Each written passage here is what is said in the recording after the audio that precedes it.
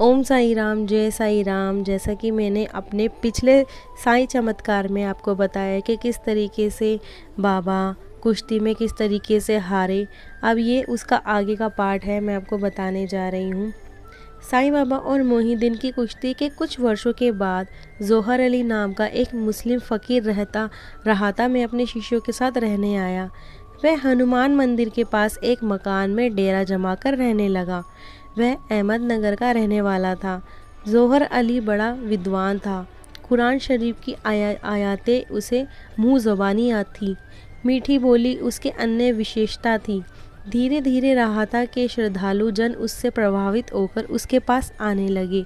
उसके पास आने वाला व्यक्ति उसका बड़ा सम्मान करता था। पूरे राहता में उसकी वाहवाही होने लगी थी। धीरे धीरे उसने राहता के लोगों का विश्वास प्राप्त कर बहुत सारी आर्थिक मदद भी हासिल कर ली थी। इसके बाद उसने हनुमान मंदिर के पास में ही ईदगाह बनाने का निर्णय लिया। लेकिन इस विषय को लेकर वहाँ के लोगों के साथ उसका विवाद हो गया। विवाद बढ़ जाने पर उसे राहता छोड़कर शिरडी में शरण लेनी पड़ी। शिरडी में वह साईं बाबा के साथ मस्जिद में रहने लगा। वहाँ पर भी उसने अपनी मीठी बोली के बल पर लोगों का दिल जीत लिया। साईं बाबा पूरी तरह से पहचानते थे मगर उसे टोकते ना थे। साईं बाबा के कुछ न कहने पर बाद में उस फ़कीर की इतनी हिम्मत बढ़ गई कि वह लोगों को यह बताने लगा कि साईं बाबा उसके शिष्य हैं। एक दिन उसने साईं बाबा से कहा, तू मेरा चेला बन जा। साईं बाबा ने कोई एतराज़ नहीं किया और उसी पल हाँ कर दी। वह फ़कीर उन्हें लेकर राहता चला गया।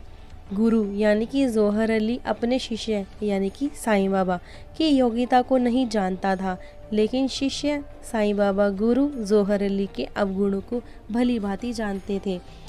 इतना सब कुछ होने जानते हुए भी साईं बाबा ने कभी भी जोहर अली का अपमान नहीं किया और पूरी निष्ठा भाव से अपने गुरु के प्रति कर्तव्य का निर्वाह करते हुए गुरु की तरह सेवा की। उसकी प्रत्येक बात सिर आंखों पर रखी और साईं बाबा ने उसके यहाँ पानी तक भी भरा। लेकिन जब कोई साईं बाबा की इच्छा होती तो वह अपने गुरु जोहर अली के साथ शिरडी में भी आया करते थे, पर उनका रहना सहना राहता में ही था। लेकिन बाबा के भक्तों को उनका राहता में रहना अच्छा नहीं लगता था। उन्हें अपने साईं बाबा वापस चाहिए थे, इसलिए सारे भक्त मिलकर बाबा को राहता से वापस शिरडी लाने के लिए चले गए। वहाँ पर भक्तों की साईं बाबा से ईदगाह के पास मुलाकात हुई। बाबा के भक्तों ने उन्हें अपने राहता आने का कारण बताया तो बाबा ने उन्हें फ़कीर के गुस्से के बारे में समझाते हुए वापस भेजना चाहा, परंतु उन लोगों ने वापस जाने से इनकार कर दिया। उसके बीच अभी बातचीत चल रही थी कि तभी वह फ़कीर आ पहुंचा और जब उसे यह पता चला कि वह लोग उसके शिष्य यानी कि साईं बाबा को लेने आए हैं तो वह गुस्से में लाल पीला हो गया। वह फ़कीर बोला, तुम इस बच्चे को ले जाना चाहते हो या नहीं, ये नहीं जाएगा।